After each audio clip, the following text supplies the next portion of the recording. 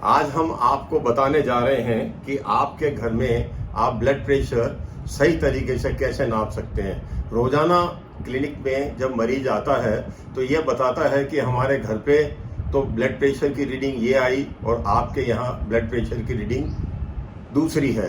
तो इन दोनों में अंतर क्यों है, इस चीज़ को आज हम आपको संक्षिप्त में समझाना चाहते हैं। सबसे पहले जिस कमरे में आप ब्लड प्रेशर नाप रहे हैं वह बिल्कुल शांत होना चाहिए। उसका टेम्परेचर सामान्य टेम्परेचर होना चाहिए, न ज़्यादा ठंडा हो न ज़्यादा गर्म हो। रोगी जिसका ब्लड प्रेशर नप रहा है वो आधा घंटे पूर्व व्यायाम न करें, चाय कॉफ़ी नहीं लें, धूम्रपान नहीं करें। उसको बिल्कुल हाथ एकदम सीधा रहना चाहिए। ब्लड प्रेशर इंस्ट्रूमेंट उसके हार्ट के लेवल पे होना चाहिए। जिस तरीके के सामान्यतः आप इस प्रकार का बीपी इंस्ट्रूमेंट घर पे ब्लड प्रेशर नापने के काम में लेते हैं, तो यह ब्लड प्रेशर इंस्ट्रूमेंट हार्ट के दिल के स्तर पे रहना चाहिए। ब्लड प्रेशर का कफ न ज़्यादा बड़ा होना चाहिए न ज़्यादा छोटा होना चाहिए। अगर आपकी आर्म पतली है और ब्लड प्रेशर का इंस्ट्रूमेंट बड़ा लेंगे तो रीडिंग कम आएगी।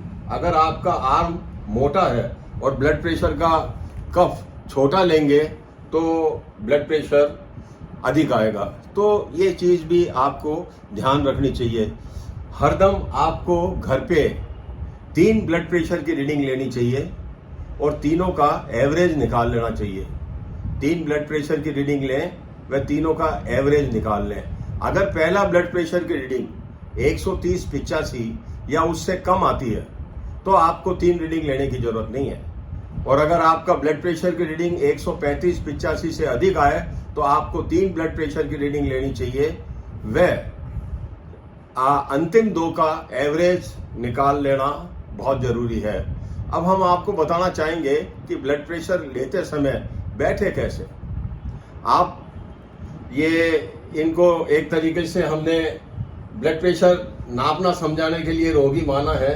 तो ये बिल्कुल सीधे बैठे, पांव जमीन पे एकदम छुए हुए हों, एकदम जमीन पे छुए हुए होने चाहिए। आप देखिए इनके पांव जमीन पे बिल्कुल छुए हुए होने चाहिए। कमर बिल्कुल पीछे बैक रेस्ट करी हुई होनी चाहिए। स्ट्रेट कमर बैठना चाहिए। बैक बिल्कुल सपोर्टेड होनी चाहिए। हाथ ब्लड प्रेशर का हार्ट के लेवल पे होना चाहिए।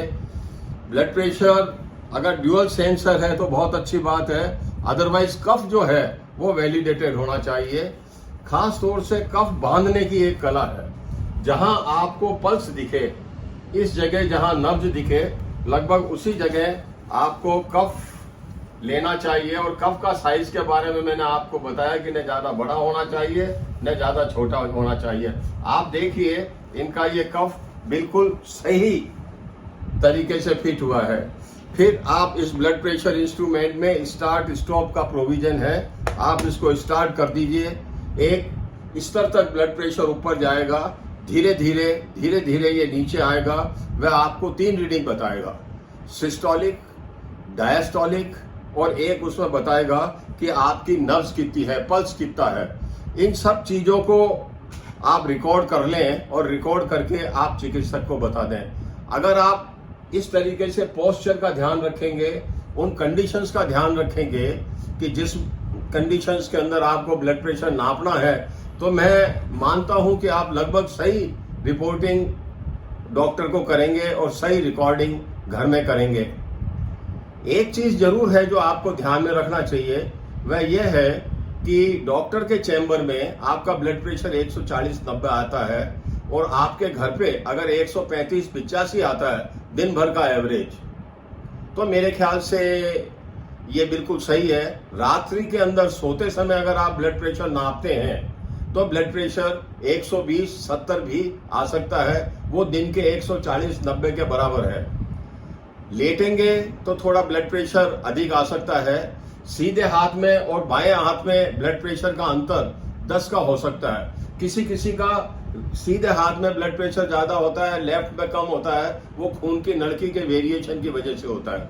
अगर आपके घर में पारे का बीपी इंस्ट्रूमेंट है, इस प्रकार का अगर बीपी इंस्ट्रूमेंट है, तो इसमें बहुत ज्यादा खराबी नहीं होती। इसमें या तो पारा कम हो जाता है या जो ये ऊपर होल है ये बंद हो जाता है मिट्टी की वजह से। अगर मिट्टी की वजह से ये हॉल बंद हो गया है तो आप इसको आलपिन के माध्यम इसमें छेद कर सकते हैं, तो ये बीपी इंस्ट्रूमेंट आपका सही तरीके से सही रीडिंग देगा। धन्यवाद आपका ध्यान इस ओर खींचने के लिए। मैं हमारे संजीव शर्मा जी को भी धन्यवाद देता हूं कि इन्होंने आपको समझाने के अंदर अपने आप को प्रेजेंट किया व योगदान दिया। धन्यवाद।